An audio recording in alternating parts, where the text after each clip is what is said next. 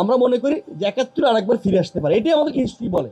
আমাদের কি করণীয়, যেটা আজকের মূল টপিক, যে ছাত্র নেতৃত্বের কি ভূমিকা। এই ভূমিকা নির্ধারণ করতে হলে ইতিহাসে ফিরে যেতে হবে। ইতিহাস কি বলে? ইতিহাস আমাদেরকে জাসদের গল্প শোনায়।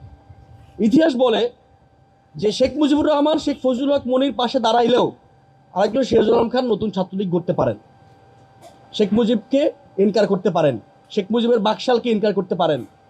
ইতিহাস আমাদেরকে বলে যে ১৯৭১ সালের মহান মুক্তিযুদ্ধের পরে শেখ মুজিব যখন বাকশাল প্রতিষ্ঠা করছেন, রক্ষী বাহিনী দিয়ে একের পর এক মানুষদেরকে হত্যা করছেন, গুম করছেন, মেজর জয়েলদের বিরুদ্ধে দাঁড়াচ্ছেন, ঠিক সেই সময় ছাত্ররা আবার দাঁড়ায় জাসদ করতে পারেন। ইতিহাস আমাদেরকে এই শিক্ষা দেয়।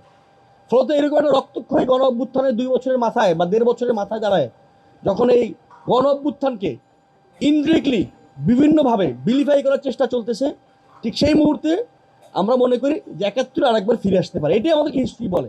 ইতিহাস আমাদেরকে এটাই বলে। হয়তো আমরা তো ইতিহাসের সন্তান, আমরা তো সময়ের সন্তান, আমরা সময়ের সন্তান হয়ে উঠতে চাই, আমরা ইতিহাসের ভুল পথে চলতে চাই না। হয়তো ইতিহাস আমাদেরকে শেখায় যত যাই কিছু না কেন আমাদের সঠিক পথে থাকতে হবে। এইটাই ছাত্রদের মূল চালিকা শক্তি, এটাই ছাত্রদের চলার পথ। এবং এইটা যারা করতে পারবে তারা এই জেনারেশনের যে রাজনীতি, এই জেনারেশনের যে পলিটিক্স, সেই পলিটিক্সের রাইট ট্র্যাকে থাকবে। যদি ছাত্রদল না থাকে, ছাত্রদল জেনারেশনের যে পলিটিক্স, সেই পলিটিক্স থেকে ছিটকে পড়বে। এটা খুব স্পষ্ট আলোচনা। এখানে জাকসুর জিএস আছেন, উনি বলেছেন, এবং আমিও এই গল্পটা জানি, জাকসু এরকম একটা সেমিনার করতে চাইছিল, সেইখানে সেটা করতে দেওয়া হয় নাই।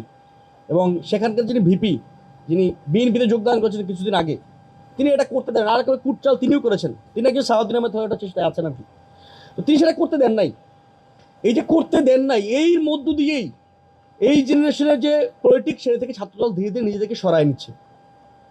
ফলত ইতিহাস আমাদেরকে যে শিক্ষা দেয়, সঠিক পথে থাকার যে বাণী আমাদেরকে শুনে, আমাদের সেই পথে থাকতে হবে, এবং সেটা সব কিছুর বিরুদ্ধে গিয়ে। এখানে আমার খুবই ভালো লাগছে যে সরকার দলের অংশীজন কি ছাত্র সংগঠনে আমাদের বন্ধুরা এসেছেন, তো তারা আমাদের সঙ্গে আছেন, ওনারা ভুল পথে যান নাই। ছাত্র দলের ভাইরা আসলে আরও ভালো লাগতো।